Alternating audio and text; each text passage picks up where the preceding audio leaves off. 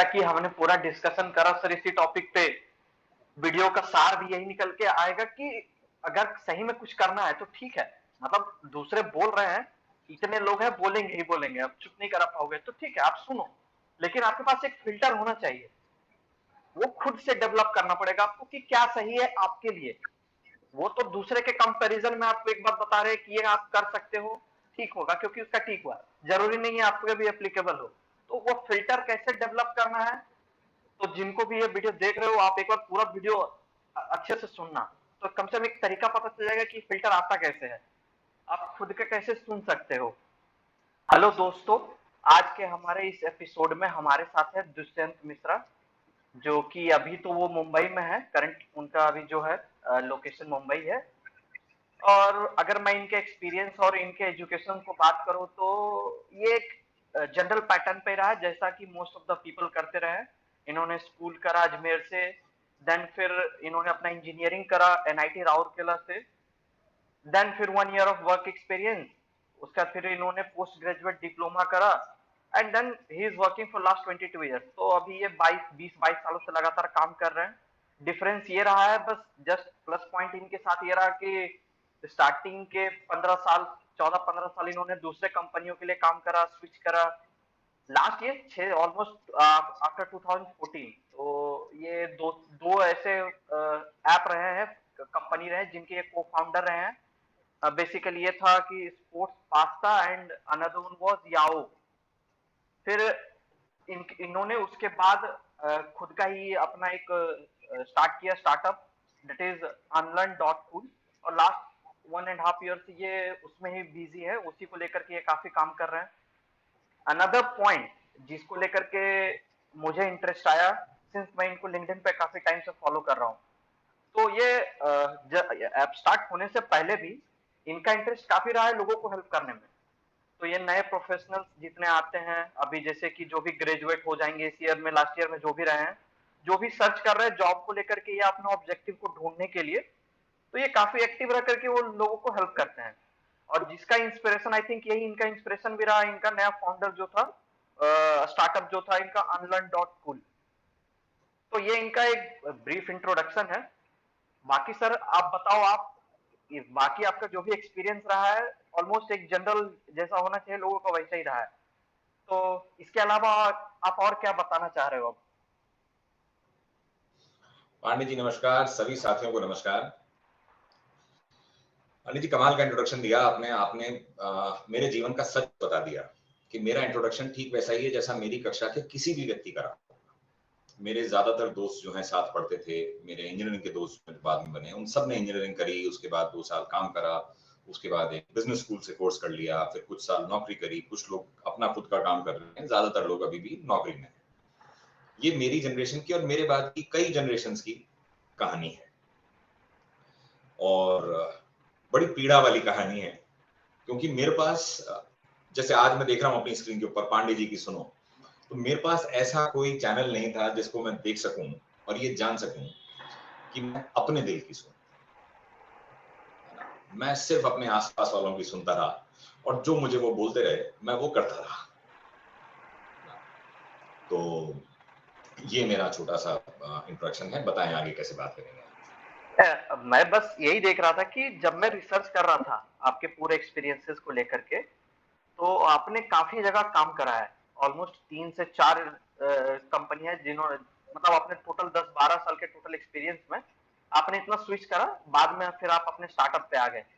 तो like after doing MBA और business degree आपको जो मिला, तो जस्ट आपने एक नॉर्मल लोगों की तरह ही अपने नौकरी शुरू कर दी, तो ये आपके अंदर ये आया कब कि अब हम अपने लिए कुछ कर सकते हैं? क्योंकि मैं जब देख रहा हूँ आप ऑलमोस्ट 1999 से 2014 तक काम करे हो एज अ प्रोफेशनल, 2014 से फिर आपने स्टार्टअप्स में इंटरेस्ट देना चालू करा, तो ये चीज शिफ्ट कब हुआ फिर, और इतना लेट क्यों हुआ ये शिफ्ट होने में? हाँ हाँ पांडे जी, तो मजे की बात यह है कि मैं शायद जब मेरा इंजीनियरिंग का कोर्स खत्म हुआ था, तो चलिए मैं आपको आज वो चीजें बताता हूँ जो मैं बन नहीं सका। जो बन गया वो मेरा लिंक्डइन पे अवेलेबल है कि मैंने यहाँ नौकरी करी, मैंने वहां करी, मैंने ये कोर्स करा, है ना। आज उस बारे में बात करते हैं जो चीजें मैंने नहीं करी जो मैं कर सकता था। तो हुआ ये कि इंजीनियरिंग कोर्स खत्म करने के बाद, और मैंने कॉलेज में काफी इवेंट्स वगैरह उनमें पार्टिसिपेट करता था, पढ़ाई वगैरह मैंने बहुत कम करी, और दूसरी चीजें जो कल्चरल इवेंट्स होते हैं, ये सब चीजें, इनमें बड़ा पार्टिसिपेट करता था। और मुझे ये समझ में आया कि मेरे में एक एबिलिटी है इवेंट बहुत अच्छा ऑर्गेनाइज करने की, इवेंट डिजाइन करने की। ओके। तो मैंने कहा कि साहब मैं इवेंट मैनेजमेंट की कंपनी शुरू करूंगा और इवेंट मैनेजमेंट करूंगा, और मन में अपने एक बड़ा अच्छा सा कॉन्सेप्ट बना लिया कि हम इवेंट मैनेजमेंट करेंगे।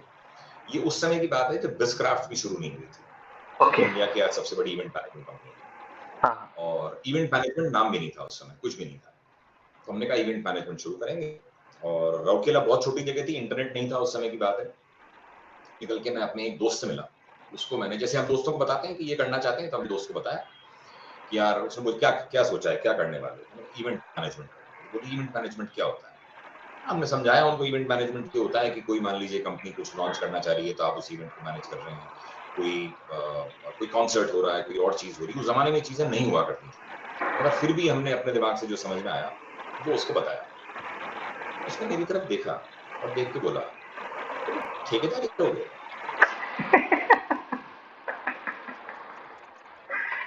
मेरे पिताजी डॉक्टर हैं, डॉक्टर मिश्रा का लड़का ठेकेदारी करेगा?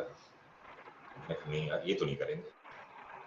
बस उस दिन हमारे इवेंट मैनेजमेंट का जो सपना था वो चूर-चूर हो गया। क्यों? क्योंकि मैंने उस व्यक्ति की सुन ली जिसने अपनी जिंदगी में क्या करा मुझे कुछ पता नहीं है उसके बाद। उसका नाम ले लेता हूं मैं, विपिन नाम था। वो कहाँ है, क्या कर रहा है, उस मित्र से मेरा कोई संपर्क नहीं रहा बाद में, क्योंकि अपनी अपनी जिंदगी चले गए, हम अलग अलग जगह चले गए। मगर वो जाने के पहले मेरे को ये चीज देके चला गया कि मैंने अपना इवेंट मैनेजमेंट का सपना जो है वो दफन कर दिया। उसके बाद मेरे दिमाग में ख्याल आया कि साहब कुछ इंटरनेट पे स्टार्टअप करा जाए, क्योंकि ये .com बूम की थी। मैं टेक्नोलॉजी हाँ। मैनेजमेंट में था, और आया कि इंटरनेट में कुछ स्टार्टअप करा जाए, और कुछ करते हैं। जब सारी दुनिया कर रही है इंटरनेट के ऊपर कुछ, 99 2000 का टाइम था, सब लोग कुछ कुछ कर रहे थे, नई वेबसाइट खुल रही थी और रोज नया कुछ हो रहा था। हमने कहा हम भी कुछ करते हैं, पता करते हैं कुछ क्या कर सकते हैं। तो फिर बैठ के यही हमारे दोस्त दोस्त जो थे, इन सबसे बातचीत की कि ये कर रहे हैं। अब मजे की बात ये थी कि उस समय बंबई में, जब मेरी नौकरी बंबई में थी, तो मेरे ज्यादातर दोस्त जो हैं वो टेक्नोलॉजी में काम कर रहे थे। कोई टीसीएस में था, कोई कॉग्निजेंट में था, इस तरह की कंपनीज में थे पार्टनर में। और इन सबको क्या तनख्वाहें मिलती थी आपको क्या बताऊं, मतलब उस जमाने में सॉफ्टवेयर में तनख्वाह बहुत कमाल की नहीं थी। ये सब 4 जने एक मकान शेयर करके रहा करते थे, कहीं 4 रह रहे हैं, कहीं 6 जने रह रहे हैं, एक पलंग, एक अलमारी और आधा बाथरूम टाइप इनकी जीवन था। मेरी नौकरी जो थी वो नेशनल डेयरी डेवलपमेंट बोर्ड में थी। हाँ। उनका बड़ा खूबसूरत सा कैंपस है, और उन्होंने एक 1 बीएचके फ्लैट दे रखा था मुझे, अकेले प्राणी को एक 1 बेडरूम अगर मकान मिला हुआ हो, आप सोच लीजिए कितनी मतलब लग्जरी की बात है, बहुत ही कमाल की।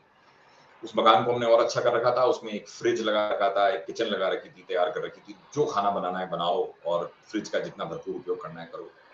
ऑफिस नीचे था, 7 मंजिल नीचे उतरते लिफ्ट से और ऑफिस चले जाते। तो आने जाने वाला हर व्यक्ति मेरे को देखता और कहता क्या सुकून की जिंदगी है तुम्हारी, कितना अच्छा है, तुम कहाँ मतलब जन्नत में रह रहे हो, घास फूस सब एकदम बढ़िया, हरा कैंपस। हमें ये लगने लगा जैसे इस कैंपस के मालिक हम हैं। लेकिन लोगों के बोलने का कितना फर्क पड़ता है। हम बिल्कुल। ये सोचने लगे कि मालिक हम हैं, हम ये भूल गए कि हम तो यहाँ एक अपने से अधिकारी हैं जो बस जो बताया जाता है वो काम करते हैं। तो हमने अपने दोस्तों को बताया कि यार हम ये .com का कुछ करना चाहते हैं। तो लोगों ने कहा तुम्हारा दिमाग फिर गया, तुम जो .com करोगे ये नौकरी छोड़नी पड़ेगी, इस मकान से निकाल के फेंक दिए जाओगे, क्या करोगे फिर? मैंने कहा तेरी मकान से फेंक देंगे, फिर रहेंगे कहाँ पर बम्बई में? और ये जो डर है, ये जो अननोन का डर है, ये जो अनसीन का डर है, ये डर उन दोस्तों ने इतना बिठा दिया कि तुम्हें इतना अच्छे खासे बैंक में पैसे मिल रहे हैं, एक मकान मिला हुआ है रहने को, 7 मंजिल नीचे उतरते हो, पैदल चलते हो 70 कदम और अपने दफ्तर पहुंच जाते हो। क्या तुम .com करना चाहते हो? हमने .com का सपना बंद करा और खिड़की से बाहर फेंक दिया 7 मंजिल से। आइडिया नहीं था कुछ कि क्या करेंगे, मगर वो ये सपने वो थे जो शुरू होने के पहले ही खत्म कर दिए गए। क्यों? क्योंकि हम उन लोगों की सुनते रहे जो हमारा अच्छा चाहते थे, मगर जो हमारे पास था और जो चीज मतलब होती है ना कि बस ये लकीर के फकीर बन गए, वो ये चाहते थे। जरा भी हटके सोचने की कोशिश करो और लोग आ जाते थे इधर उधर से मारने के लिए कि नहीं नहीं लकीर पे चलते रहो बस। हटो मत। उसके बाद सर ऐसा हुआ कि अच्छा हमारे पेरेंट्स, उनको क्यों मैं छोड़ूं उस चीज के अंदर, बहुत अच्छा उन्होंने हमें पाला पोसा बड़ा करा, इस लायक बनाया कि आज हम आपसे बात कर रहे हैं। मगर इस सारी प्रोसेस के अंदर ये रहा कि उन्होंने 10वीं क्लास के अंदर कह दिया इंजीनियरिंग करनी। मुझे कुछ नहीं पता था इंजीनियर क्या होता है, 10वीं मुझे तक? शब्द नहीं पता। अजी 10वीं क्या, इंजीनियरिंग में जब तक नहीं पता था इंजीनियर क्या होता है, क्या काम करता है क्या नहीं करता। हमने 2 साल मेहनत करी, उसके बाद हमारा इंजीनियरिंग में सिलेक्शन हुआ और बड़ी मुश्किल से। वो 2 साल इतने मुश्किल निकले हैं कि हर पास पड़ोसी जो है सारा टाइम पूछता रहता था बेटा तैयारी कैसी चल रही है। सब्जी खरीदने जाओ तो पड़ोस के अंकल मिल जाते थे, तुम्हारी पढ़ाई ठीक चल रही है, आजकल तुम बड़ा घूमते दिखते हो आसपास, अरे आपको क्या मतलब है मैं घूम रहा हूँ खेल रहा हूँ क्या कर रहा हूँ। और अगर मेरी नौकरी लग भी गई इंजीनियरिंग में हो भी गया तो मतलब आप मेरे से क्या करने वाले हो, आप अपनी लड़की की शादी तो मुझसे कर नहीं दोगे। खैर चलता रहा जीवन। और एक दिन क्या हुआ, रिजल्ट आया रात को 2 बजे, वो अखबार में उस जमाने में आया करता था, इंटरनेट पे नहीं होता था। तो अखबार के ऑफिस में राजस्थान पत्रिका के दफ्तर में लगा, साहब रिजल्ट आ गया। तो स्कूटर पर बैठ के दोस्तों के साथ गए, रिजल्ट देखा, वहां से वापस आए। और दूसरे दिन हमारे पड़ोस के एक अंकल जो हैं वो अपनी बेटी को लेकर आते हैं, बेटा जरा इसे भी गाइड कर दो कि अरे कैसे तैयारी करनी। ये वही अंकल थे कि जब इनके घर हम जाते थे कभी दही मांगने के लिए, जमाने के लिए, जामन मांगने के लिए, कुछ चीज मांगने के लिए, तो ये अपनी बेटी से एक सेकंड बात ना करने देते थे। हम नालायक थे। मगर जिस दिन हमारा इंजीनियरिंग में सिलेक्शन हुआ हम नॉटी हो गए, है ना। तो पांडे जी वो नालायक से नॉटी का ट्रांजिशन जो था वो बड़ा सामाजिक ट्रांजिशन था, वो हमने एक्सपीरियंस किया। अच्छा इंजीनियरिंग के बाद मैं पहुंचा 1 साल नौकरी करने के बाद एमबीए में। तो हमारी छाती बड़ी चौड़ी, हम ऐसे मतलब जैसे हमने क्या किला फतेह कर लिया है क्या नहीं कर लिया है, क्योंकि सारी दुनिया पीछे पड़ी हुई थी कि इंजीनियरिंग के बाद तो एमबीए करना बहुत जरूरी है, एमबीए के बाद तुम कुछ भी कर सकते हो और इंजीनियरिंग एमबीए तो किलर कॉम्बिनेशन है। ये 90s की बात है, मतलब बहुत ही कमाल का कॉम्बिनेशन मानते थे इसको, क्यों मानते थे मेरे को पता नहीं। मैं पहुंचा और पहले दिन हमें एक लिस्ट दी गई क्लास में सारे पार्टिसिपेंट्स की, 77 क्लासमेट्स थे हमारे, मतलब 76 क्लासमेट्स थे, 77वां मैं था। मैंने उस लिस्ट को देखा, उसमें एक लड़का बीएचयू से बीए ज्योग्राफी, दूसरा दिल्ली यूनिवर्सिटी से बीए हिस्ट्री, तीसरा बीए इंग्लिश, चौथा बीएससी कंप्यूटर साइंस, फिर एक डेयरी टेक्नोलॉजिस्ट, फिर एक वेटनरी डॉक्टर, फिर एक एमबीबीएस डॉक्टर, फिर इकोनॉमिक्स ऑनर्स के स्टूडेंट्स और सभी तरह के लोग थे उसमें। उस कागज को देखने के बाद मैं बैठ के सोचने लगा, मैंने कहा मिश्रा जी बच्चों हो गई यार, सही बात। 2 साल खराब करे इंजीनियरिंग तैयारी करने के लिए, 4 साल का 4 कोर्स साल। करा, 1 साल नौकरी करी और उसके बाद उसी क्लास में पहुंचे जहां पे एक लड़का बीएससी करके पहुंच गया। सही बात है। मतलब उसी क्लास में पहुंचे जहां हमारी एक क्लासमेट बीए इकोनॉमिक्स ऑनर्स करके पहुंच गई है और 2 साल बाद जब हम कैंपस में प्लेसमेंट के लिए compete कर रहे होंगे, इन्हीं लोगों से compete कर रहे होंगे। सही बात है। नहीं इन्होंने तो बचा लिया। और ऐसा हमने क्या उखाड़ लिया, जैसे बोलते हैं ना कोलोकियल लैंग्वेज के अंदर, कि ऐसा हमने क्या बड़ा तीर मार लिया यहाँ पहुंच के। उस दिन मुझे पहली बार ये एहसास हुआ पांडे जी कि काश अपने दिल की सुनी होती। एक .com गया, मैं बस जस्ट 2 मिनट के लिए आपका ले रहा हूँ। एक जी .com जी गया जो स्टार्ट होने से पहले बंद हो गया, क्यों? किसी और ने ऐसा शब्द इस्तेमाल कर दिया, वो खराब लग गया। दूसरी बार दोस्तों ने ऐसा बहकाया कि दूसरा इवेंट मैनेजमेंट चला गया हाथ से। मतलब अभी तक सिर्फ लोगों की सुन रहे हैं और अपना सपना जा रहा है, बस चल रहा है वही मेन स्ट्रीम जो चल रहा होगा, बाकी लोगों का चल रहा है बस। बिल्कुल। उसके बाद क्या हुआ सर, अब कहीं थोड़ी सीख आ गई थी, समझ आ गई थी इस चीज की कि थोड़ा दिल का करना चाहिए। तो मैं टेक्नोलॉजी में था और मेरे को एक दिन एक ऑफर आया कि साहब फला कंपनी में जाके मिल लो, सेल्स का काम है। तो मैंने कहा ठीक है, अपना कमीज वमीज पहन के तैयार होके हम दोपहर में 3-4 बजे इंटरव्यू था, वहां के लिए रवाना होने लगे। तो जब जा रहा था तो अपने बॉस से मैंने बात की, तो उनसे मैंने बोला कि मैं ऐसे ऐसे जा रहा हूँ इस कंपनी में, इंटरव्यू की बातचीत हुई है, तो आपके क्या विचार है। तुम्हारा दिमाग फिर गया, तुम टेक्नोलॉजी मैनेजमेंट का काम करते हो, तुम जाके सेल्स का काम करोगे, अब 4 साल हो गए तुम्हें ये करते हुए। मैंने कहा लो एक और जना आ गया ज्ञान बांटने के लिए। हितैषी थे मेरे, बड़ा सम्मान करता हूं उनका मैं, मगर सोच देखिए आपकी सोच कैसी है कि वो बस तुम ये कर रहे हो ये करते रहो। मैं धीरे से उनसे एक चीज बोली, मैंने कहा भाई साहब, उनको आलोक भाई साहब कहता था, मैंने कहा भाई साहब एक चीज है कि लड्डू हाथ में आएगा ना तब तय करेंगे खाना है कि नहीं खाना। सही बात है। लड्डू ही नहीं अभी है। इंटरव्यू दे हैं, अभी इंटरव्यू देके आते हैं, ऑफर लेटर आ जाएगा, उसके बाद तय करेंगे ज्वाइन करना है कि नहीं, हाँ, है ना। तो किस्मत थी हमारी, हमें ऑफर लेटर मिल गया और हमने कह दिया कि लड्डू खाएंगे हम। सही बात। उसके बाद जब हम नौकरी करने लगे, ये प्राइवेट कंपनी में नौकरी थी, तो वहां मैंने देखा कि मैं हेड ऑफिस में था और कंपनी के जो सारे उच्च अधिकारी थे, सारे बड़े अधिकारी थे, वही कंपनी में ऑफिस में घूमते थे, वहीं काम करते थे, उनकी जिंदगी देख ली। तो मैं बैठा बैठा सोचता रहता था, मैंने कहा मुझसे 10 साल आगे है ये व्यक्ति, इसकी जिंदगी भी मेरे जैसी है, कोई खास अंतर नहीं है। हाँ, मेरे पास मारुति ज़ेन है, इसके पास एस्टीम है, एक डिक्की लगी है पीछे और कुछ नहीं हुआ जिंदगी में इसके अलावा, है ना। मैं गोरेगांव में रहता हूँ, ये बांद्रा में रहता है, इसको 25 मिनट लगते हैं आने में, मेरे को 45 मिनट लगते हैं आने में, बस इतना ही अंतर है, इससे ज्यादा अंतर नहीं है। रोज शाम को हम 7:30-8 बजे निकलते हैं दफ्तर से, सारी जिंदगी बिल्कुल एक सी है। मैं बड़ा चिंतित रहता था, मैंने कहा यार कि इतनी मेहनत करके सब कुछ करने के बाद यहीं पहुंचना है अगर, तो हम कर क्या रहे हैं, what are we trying.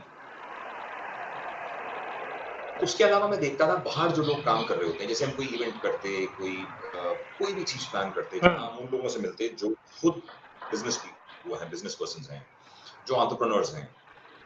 Startup शब्द नहीं था 2003, लोगों को ओके। पता भी नहीं था। स्टार्टअप शब्द आया 2008-10 8-9 के बाद, उसके पहले स्टार्टअप शब्द नहीं था। उसके पहले बिजनेस वर्ड होता था कि बिजनेस करता है जी। तो जब इनको देखते हैं हम, तो मेरे को लगता है इनकी जिंदगी ज्यादा अच्छी है। तो हमेशा दूसरे की थाली में घी ज्यादा लगता है। हाँ। तो एक दिन मैंने अपने बॉस से बैठ के पूछा, मैंने कहा गुरुदेव एक बात बताइए कि मैं तो गरीब ब्राह्मण, मेरे पास तो ज्यादा पैसे नहीं है, तनख्वाह भी बड़ी कम है और नौकरी कर रहा हूं मैं, तो आप तो बड़े साहब हैं, आपके पास तो सब कुछ है, लंबी गाड़ी है, पैसा भी खूब है, आप क्यों सवेरे शाम की नौकरी करते हो, आप अपना खुद का व्यापार क्यों नहीं कर लेते कुछ। तो उन्होंने कहा कि भाई हिम्मत नहीं होती। और ये चीज मेरे को मेरे दिल में बस कर गई कि हिम्मत नहीं होती एक चीज। अब ये हिम्मत किस चिड़िया का नाम है, क्या है, इसको ढूंढना शुरू करा मैंने अगले कुछ साल कि आखिर ये चीज क्या है। फिर एक बड़ी मजेदार चीज हुई, हमारे कुछ कलीग्स थे, 5-7 लोग, उन्होंने आपस में एक होके और कहा कि हम नौकरी छोड़ रहे हैं अपनी एक साथ, और ये सीनियर वाइस प्रेसिडेंट इस तरह के लोग, और इन्होंने कहा कि हम नौकरी छोड़ के और कुछ अपना व्यापार शुरू करें। सब लोग बड़े क्यूरियस हो गए कि क्या व्यापार शुरू करेंगे, और इन्होंने शुरू करा कुछ तो वेजिटेबल सप्लाई का बिजनेस, फ्रेश वेजिटेबल सप्लाई का बिजनेस। अब अगर मैं जाता अपने दोस्तों के पास, उन्हें बताता कि ये कर रहा हूँ, सब्जी वाला बनेगा। मतलब वो बोलते इस तरह से थे कि जैसे मेरे हाथ में ठेला आ जाता। सही बात है। आप समझ रहे हैं, मतलब उनके बोलने का अंदाज ऐसा होता था, मुझे लगता था जैसे मैं ठेला लेके सब्जी ले लो करता हुआ जा रहा हूं।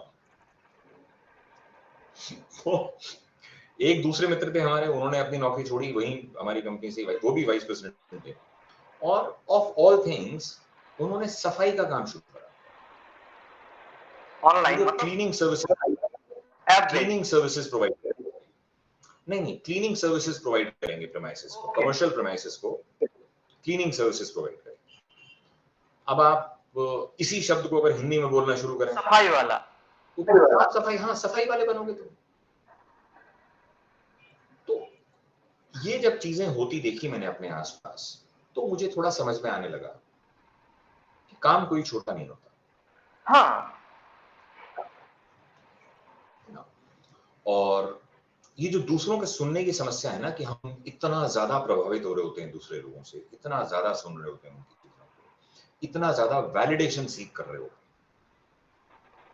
जैसे आज मैं लिंक्डइन पे पोस्ट करता हूं, तो शुरू में ये रहता था कि लाइक मिला कि नहीं मिला, कोई पढ़ रहा है कि नहीं पढ़ रहा, कोई कमेंट मिल रहा है कि नहीं मिल रहा, कोई व्यू आ रहे हैं कि नहीं आ रहे। फिर एक दिन मैंने बैठ के अपने आप को मैंने पूछा, मैंने कहा मैं किस लिए पोस्ट कर रहा हूँ, मैं इसलिए पोस्ट कर रहा हूँ कि मेरे को लाइक व्यूज और ये सब चीजें चाहिए।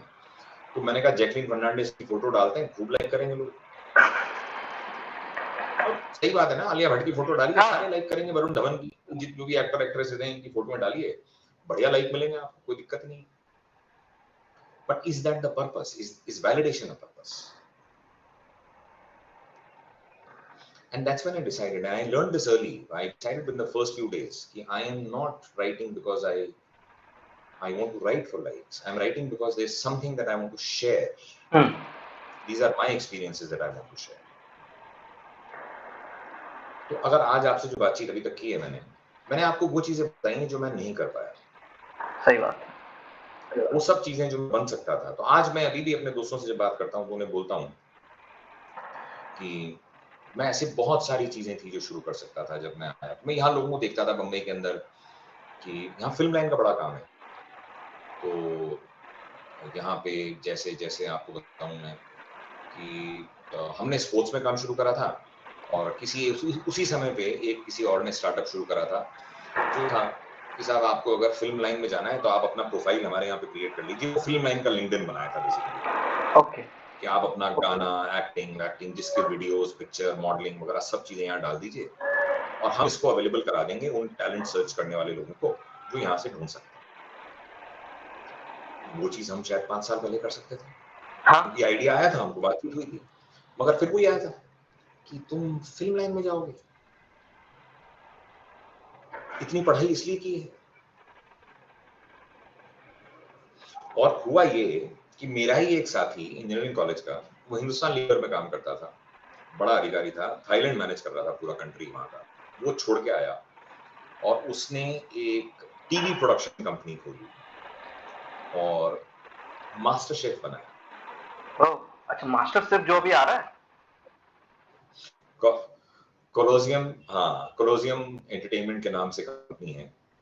और उसके बाद आजकल वो वायाकॉम 18 के साथ उनका चीफ ऑपरेटिंग ऑफिसर है. उसने काफी साल तक अपनी कंपनी चलाई. उसके बाद उसको बेच के, क्योंकि जब इंडस्ट्री की समझ हो गई तो वायाकॉम को मैनेज कर रहा है वो, और अब फिल्में बना रहा है, प्रोड्यूसर है फिल्मों का.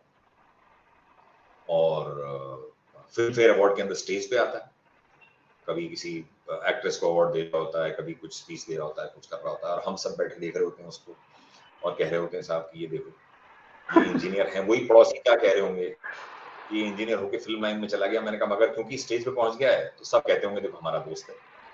सही बात है. क्योंकि लोग सक्सेस को नमस्ते कहते हैं. सक्सेस के साथ मैं बस एक पॉइंट और ऐड करूंगा कि मैं अभी तक जो देखा हूं अपने 3 साल का ऑलमोस्ट अभी तक मेरा एक्सपीरियंस रहा है. बात है कि अभी भी हम लोग उस मेंटेलिटी से ऊपर नहीं आए हैं ना कि नौकरी, अरे नौकरी एट द एंड क्या, आप कितना भी पैसा कमा लो, रहोगे तो नौकर ही, किसी के अंदर ही काम करना है. वो कहेगा कि डेली बेसिस पर वो काम देगा, आपको करना है. आप या तो शुरुआत कर रहे हो या आप खत्म कर रहे हो, रिटायर होने कर वही रहे हो आप. तो जो मोनोटोनस हो जाता है ना एक तरह का चीज, तो और जबकि अगर मैं अब थोड़ा सा बैक चलूं, हमारा हिस्ट्री अभी कभी ऐसा रहा नहीं कि हम लोग नौकरी को प्रेफरेंस दे रहे हो. क्योंकि आप शुरुआत से देखो, मैं ये मुगल्स नहीं बात कर रहा हूँ, पीछे की बात कर रहा हूँ, जब हमारा था हिस्ट्री, लोग अपने हिसाब से अपना काम चुनते थे और उनको उस हिसाब से, जैसे कि ब्राह्मण है तो ब्राह्मण उनको ही बोला जाता था जो पढ़ा रहे हैं, गुरु है, वेद लिख रहे हैं. अगर कोई लड़ने चला गया तो वो दूसरे कास्ट में चला गया. तो ये कास्ट बेस्ड जो था बेसिकली अभी के टाइम का तो था नहीं, वो था कि आप क्या कर रहे हो. और इसमें नौकरी के जैसा कोई शब्द नहीं था. ये पता नहीं कहां से आया हमारे यहाँ और ऐसा बच गया है कि लोगों को बस वही पसंद आता है अभी. लेकिन मजे की चीज ये है, तो मैं ये कहता नौकरी बुरी है, नौकरी करनी चाहिए, मगर नौकरी भी कम से कम अपने पसंद की कीजिए. आज होता क्या है, अभी मेरे फ्रेंड से बात हो रही थी अभी आपके कॉल से जस्ट पहले, कि उनके किसी पड़ोसी की नौकरी लग गई, उनके लड़के की नौकरी लग गई है आईडीएफसी फर्स्ट बैंक में, मिठाइयां बट रही थी वहां पे. तो वो ये बता रहे थे मेरे को कि अगर इसकी नौकरी ऐसी किसी कंपनी में लग गई थी, लिंडस्ट्रॉम जैसी कंपनी में, जो पड़ोसियों को समझ में नहीं आती, तो मिठाई नहीं बढ़ती. क्योंकि नौकरी में ग्लैमर नाम से आता है कि आईसीआईसीआई में नौकरी करता है. सही बात है. हिंदुस्तान लीवर में नौकरी करता है, पॉन्ड्स में करता है, कोलगेट में करता है. ये चीजें लोगों को समझ में आती हैं. मगर आप बोल दो कि साहब लिंडस्ट्रॉम में करता है, मोंटारी सेकाटा इंक्स में करता है, श्लम्बर्जर में करता है. ये कंपनियां हो सकती हैं बड़ी हों, मगर पड़ोसी को नहीं पता है, पता नहीं कहां काम करता है, कुछ तो बोलता है. ये देना बैंक में करता है तो बढ़िया नौकरी है. तो ये जो वैलिडेशन है ना, ये जीवन बड़ा मुश्किल कर देता है. सही बात है. तो अगर जो लोग इस टॉक को सुन रहे हैं, इस शो को सुन रहे हैं, और जो पांडे जी को सुन रहे हैं, मैं पांडे जी के बिहाफ पे बोलूंगा ये चीज कि पांडे जी को सुने और दूसरों की ना सुने, अपने दिल की सुने। नहीं, डेफिनेटली मैं बस एक पॉइंट और ऐड करूंगा कि अभी तक का जितना भी डिस्कशन हुआ हमारा, उसमें से एक चीज तो क्लियर कट आ गया कि जो काम आप 14 साल बाद स्टार्ट किए, वो आप 14 साल पहले कर सकते थे। दो चीज था, एक तो था कि लोगों का इनपुट इतना था कि उसको सेग्रीगेट करने का जो तरीका है, जो स्किल्स है, वो हमारे पास था नहीं। दूसरा वही था जो आपके सीनियर ने कहा था, हिम्मत नहीं है, क्योंकि उस तरह का कभी बैकअप नहीं रहा हमारे पास कि तुम ये कर सकते हो। तो वो चीज चलता गया बस। जिसे हम हिम्मत कहते हैं ना साहब, बताऊं होता क्या है वो ये होता है कि आप अपने 8 दोस्तों के साथ बैठे हुए हो और आप कहते हो चाय पीते हुए कि यार ये नहीं, मैं जाके डोसा खा रहा हूँ। सब जने आपको देखने लग जाते हैं, तेरा दिमाग खराब है, डोसा खाएगा। आप कहते हो नहीं यार, तो यहीं बैठ जाते हैं, टोस्ट खा लेंगे। वो हिम्मत चाहिए होती है। सही बात। तो हम जिन लोगों के साथ थे, जब भी हमने उनसे अलग होने की कोशिश करी, कुछ अलग सोचने की कोशिश करी, और ये मेरे साथ ही नहीं, मेरे और दोस्तों के साथ भी हुआ, कुछ को शायद मैंने भी रोका होगा। जब भी किसी ने अलग होने की कोशिश करी, तो लोग क्या है, हाथ पकड़ के बिठा लेते हैं। लोग बोल देते हैं कि तुम क्या कर रहे हो, तुम्हारा दिमाग खराब है, तुम जाके ये चीज ट्राई करो। और आप आके अपने आप वापस बैठ जाते हैं, कहते हैं हाँ यार बात तो कैसे करेंगे इस चीज को, कोशिश कहाँ करेंगे। बजाय इसके, पहली चीज अगर हम हिम्मत करें कि नहीं यार, मैं वो चीज करूंगा जो मुझे करनी है, जो मैं चाहता हूं करना। दूसरी चीज, अगर एज अ फ्रेंड, एक दोस्त की तरह हम लोगों की मदद करें, हम बोले कि चल तेरी जो इच्छा हो कर, मैं तेरे साथ हूं। कुछ जरूरी नहीं है कि आप उसको पैसे दें या आप उसको खाना खिलाएं या कुछ बोलें। अगर आप सिर्फ ये बोलते हैं कि यार तू कर, मैं तेरे साथ हूं, तेरा हौसला बढ़ाऊंगा, वो बहुत बड़ी चीज होती ये तो हमारे पूरे डिस्कशन का रिजल्ट ही यही रहा है। ठीक है, तो मैं बस जो भी डिस्कशन किया उससे आगे चल के बस मैं आपसे पूछ रहा हूँ कि ये जो आपके दिमाग में स्टार्टअप्स का आइडिया आया, को फाउंडर भी आप रहे 2 स्टार्टअप्स में, फिर उसके बाद आपने खुद का स्टार्ट करा unlearn.cool, तो इसके बारे में अगर थोड़ा ब्रीफ में आप बताओ, ये है क्या? है। तो सर, अनलर्न मेरा ओरिजिनल आइडिया था। जब मैंने नौकरी छोड़ी तो मैंने रियलाइज करा कि जो हमारी सारी पढ़ाई है, जो हमारे सारे पास पड़ोसी सिखाते हैं, परिवार सिखाता है, जो सब कुछ हमें सारी लर्निंग होती है, उसके बाद हमें एक नौकरी की ट्रेन में बिठा दिया जाता है और वहां जाके हमें सब चीजें भूल के और नए सिरे से वापस सीखना शुरू हाँ। करना। तो मेरा पहला आइडिया ये था कि जिंदगी में अनलर्निंग ज्यादा जरूरी है लर्निंग से, क्योंकि आप इतना कुछ सीख के आ रहे होते हो पिछले 12, 15, 18 साल के अंदर, जो भी आपने सीखा है जब आप नौकरी पे आते हो, कि आपको सबसे पहले अनलर्न करना पड़ता है। और जितना जल्दी आप अनलर्न कर सकते हो, जितना जल्दी आप अपनी पुरानी चीजें छोड़ सकते हो और नई चीजें ग्रहण कर सकते हो, उतना ही तेज आप आगे जा सकते हो। तो क्योंकि मुझे किसी ने नहीं बताई थी ये चीजें, जब मैं नौकरी पे गया तो मैंने धीरे धीरे धीरे धीरे सीखी, बहुत धीरे धीरे डिस्कवर करी। मेरा आइडिया ये था कि क्या मैं एक ऐसा इनिशिएटिव शुरू कर सकता हूँ जहां पे ये सारी चीजें मैं यंगस्टर्स को, जो लोग आ रहे हैं पीछे हमारे, उनके साथ शेयर कर सकूं। बट शायद टाइम राइट नहीं था, शायद मुझे आता नहीं था तब करना, कई कारण थे उस चीज के। मैं उस चीज को कुछ 6 महीने चलाया, उसके बाद ठीक चला नहीं, तो हमने उसको बंद करा, कोई और नई चीज शुरू करी। उसके बाद स्पोर्ट्स पास्ता हुआ, वो एक पर्सनल नीड से आया। आप, मेरी बिटिया चेस सीखना चाह रही थी और वहां से वो चीज शुरू हुई कि स्पोर्ट्स में डिजिटाइजेशन नहीं है, स्पोर्ट्स में चीजें नहीं है, तो क्या हम एक डिजिटल स्पेस क्रिएट कर सकते हैं स्पोर्ट्स के अंदर। हमने वो चीज करी, 2-2.5 साल काम करा उसके ऊपर, बहुत वैलिडेशन मिला, बहुत कुछ हुआ, मगर पैसा नहीं मिला। तो ये समझ में आया कि भाई व्यापार में पैसा चाहिए, पैसा होना चाहिए, बिना पैसे व्यापार नहीं होता। तो उसको हमने फिर ठंडे बस्ते में रखा और बंद कर दिया। बड़ा बहुत पेनफुल थी वो चीज, क्योंकि पहली बार कोई बड़ी चीज शुरू की थी और बहुत शिद्दत से, बहुत दिल से काम करा था और दिन रात सोते जागते उस चीज पे काम कर रहे थे। और उसके बाद आपको एक दिन बैठ के तय करना पड़ता है कि इसको बंद करना है। पांडे जी, मैं सच बोलूंगा, ऐसा लगता है जैसे आप, बहुत ही एक्सट्रीम एग्जांपल दे रहा हूँ आपको, जैसे आप अपने ही किसी का गला घोट रहे हो, आपको लगता है, ऐसा लगता है। बहुत पेनफुल चीज होती है, मगर वो लर्निंग होती है, वो करना जरूरी होता है। वो जो कहते हैं फेल द फेलियर फास्ट, कि अगर कोई चीज नहीं चल रही है तो उसको जल्दी खत्म करो, ताकि आप समय खराब ना करो उसका। तो हमने जल्दी से बंद करा उसको जब कर सकते थे।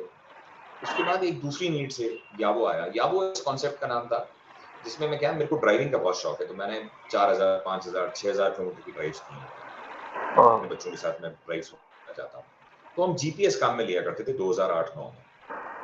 अब होता क्या कि कभी तो कोई फसल दिखती दाईं तरफ, कभी कोई खेत दिखता एक तरफ, बच्चे पूछते कि ये कौन सा पेड़ है, ये कौन सा खेत है। जो मुझे पता होता मैं बता देता। अब कई बार मुझे ही पता नहीं होता था कि साहब ये कौन सी फसल है। तो जब फसल नहीं पता होती तो हम बता नहीं पाते। अब वहाँ हाईवे के ऊपर किसान भी नहीं मिलता, कोई आदमी नहीं मिलता जो बता दे। वो सवाल बड़े वैसे रह जाते थे मन के अंदर कि यार है कैसे बताएं बच्चों को।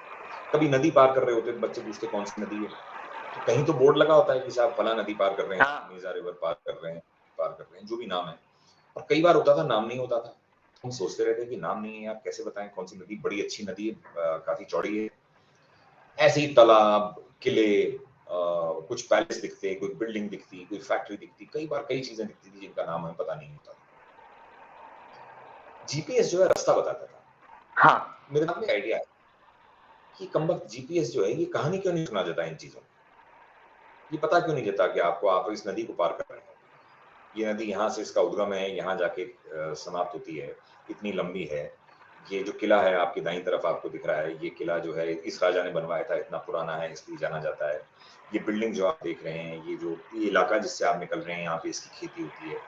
जैसे अगर आप गुजरात में जाएं तो आपको एक जगह पे जीरे की खेती होती है। जीरे की फसल जिसने नहीं देखी वो नहीं पहचान सकता। सही बात है। आपको एक जगह तंबाकू की खेती होती मिलेगी आनंद के पास, अब आप तंबाकू का पत्ता नहीं जानते तो आप नहीं पहचान सकते कि ये तंबाकू है। तो अगर ये जीपीएस बताने लग जाए कि या आप जिस इलाके से निकल रहे हैं यहाँ तंबाकू की खेती होती है, अगर आपको इस तरह के पत्ते दिख रहे हैं तो ये तंबाकू के पत्ते हैं। भाई गन्ना समझ में आ जाता है, गेहूं समझ में आ जाता है, मगर तंबाकू समझ में नहीं आता, क्योंकि देखा ही नहीं है किसी ने। ये हमने एक एप्लीकेशन बनाई थी जो गूगल मैप्स पे काम करती थी, जिसमें आप चलें अगर तो आपको कहानियां सुनाती थी। मगर वो एप्लीकेशन भी नहीं चली, उसके भी कई कारण थे। बड़ा प्रोडक्ट अच्छा था, इस बार हमने जल्दी बंद कर दिया, इस बार हमने 1.5 साल में बंद कर दिया, नहीं चला। और फिर लौट के बुद्धू घर को आए, फिर अनलर्न किया और कहा कि ये चीज हमें आती है और यही चीज करते हैं कि लोगों को बताते हैं कि कैसे अनलर्निंग इम्पॉर्टेंट। तो आज आपसे बात हो रही है सबके लिए। मेरे पास जो कुछ बताने को है, मेरे पास सारी चीजें वही हैं कि जो मैं नहीं कर पाया। नहीं, डेफिनेटली कि जो आपने किया या जो हम लोग अभी तक करते आ रहे हैं वो वही है जो लोगों ने किया है। अब हमारा एक्सपीरियंस तो उसी से बड़ा होता है कि हमने क्या सीखा, क्योंकि जो नहीं हो पाया, जो फेल हो गया जिसमें, वो हमारा एक्सपीरियंस है, वही लोगों को हेल्प भी करेगा, क्योंकि जो हम कर रहे हैं वो तो लोग देख ही रहे हैं। डेफिनेटली तो काफी वास्ट एक्सपीरियंस अभी तक रहा है उन चीजों को लेकर के जो आपने कभी किया नहीं, और उसके प्रिपरेशन को लेकर के। तो ये सही में जो भी ये देख रहे हैं और आगे जो वीडियो आने के बाद देखेंगे, मैं होप करता हूँ उनको काफी कुछ सीखने को मिलेगा कि जो आपको करना है, अगर उसमें टाइम डिले होता है तो क्या क्या हो सकता है, वो हम लोगों ने भी देख लिया। आपके साथ ही पढ़ लिए, इंजीनियरिंग कर लिए, एमबीए भी कर लिए, उसका नौकरी कर रहे, तो फायदा क्या हुआ फिर इंजीनियरिंग करने का और एमबीए करने का। ये हमारे यहाँ का कॉन्सेप्ट बदल रहा है, पता नहीं कब तक बदलेगा लोगों के मन से भी, कि अगर इंजीनियर बने हो तो फिर इंजीनियर की तरह बिहेव करो ना, ये नौकरी तो सब कर रहे हैं। और एट द एंड आपका भी जो, हाँ सर बताओ सर। एक चीज शेयर करूंगा आपसे कि होता क्या है, हम सारे सोशल मीडिया प्लेटफॉर्म्स पे, किताबों में, सब जगह पे हम सक्सेसफुल लोगों की कहानियां पढ़ते हैं। बिल्कुल।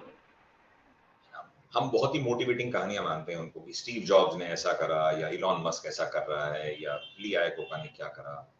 हम बहुत सारी कहानियां पढ़ते हैं और लिंक्डइन पे भी जो बहुत लोग इन्फ्लुएंशियल हैं उनको फॉलो करते हैं, सोशल सब जगह फॉलो करते हैं, आप पढ़ते हैं। तो एक चीज मैंने सचिन तेंदुलकर से सीखी थी, वो उनके इंटरव्यू में थी, एक चीज बड़ी कमाल की चीज थी। उन्होंने बोला था ये तो कि साहब आप अगर किसी को सिखाना हो, बच्चों को सिखाना हो, तो आप क्या चीज एक सिखाओगे उनको, क्या एक टिप दोगे? तो उसने बहुत ही कमाल की चीज बोली, उसने कहा कि मैं चौका मारना नहीं सिखा सकता, मैं स्ट्रोक मारना नहीं सिखा सकता, मगर मैं ये बता सकता हूं कि अगर हवा में खेलोगे तो आउट हो जाओ, तो जमीन के साथ खेलो। हाँ। अगर इस चीज को आप बहुत गौर से सुने और समझें थोड़ा दूर होके, तो आप किसी के सक्सेस को नहीं सीख सकते, आप किसी के फेलियर से सीख सकते हैं।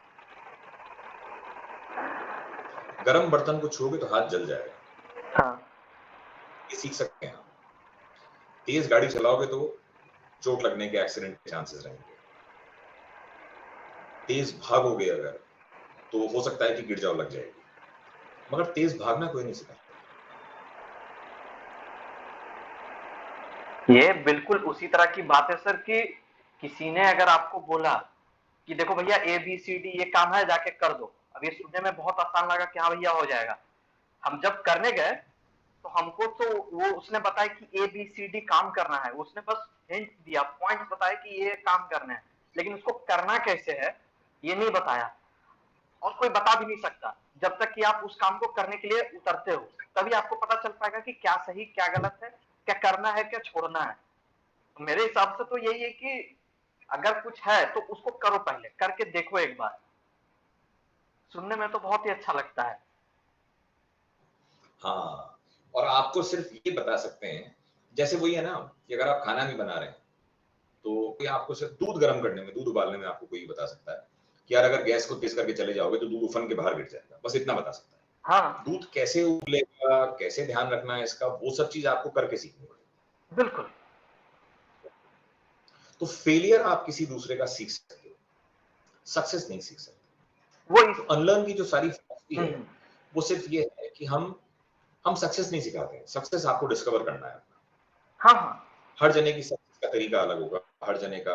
आज देखिए ना, यूट्यूब चैनल आप चला रहे हैं और दूसरे बहुत सारे लोग चला रहे हैं, हर एक का तरीका अलग है। सारे बिल्कुल। यूट्यूब चैनल नहीं तो सक्सेसफुल होते ना, नहीं नहीं। है ना। मगर फेलियर जो है वो आपके कॉमन हो सकते हैं, जहां आप बोल सकते हैं कि भाई बैकग्राउंड ठीक होना चाहिए, साउंड क्वालिटी अच्छी होनी चाहिए, वीडियो ऐसा होना चाहिए, बेसिक चीजें ठीक होनी चाहिए। ये वही बात हो गई ना सर कि सक्सेस की बात करते हैं तो सक्सेस सिर्फ एज ए आउटपुट आता है कि हम बस रिजल्ट देख रहे हैं, बट जब अगर हम फेलियर की बात करें तो वो पूरा का पूरा एक प्रोसेस है।